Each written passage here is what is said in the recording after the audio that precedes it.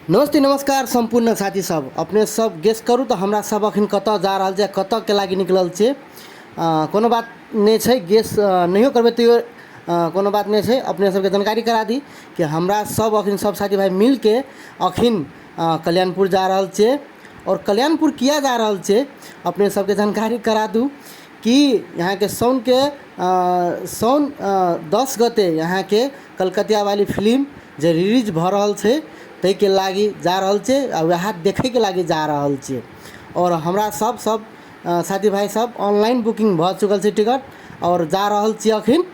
और वही जगह स्थिति और वही जगह कन की छै अगाड़ी फेन देखेबे करबे बतेबे करबे।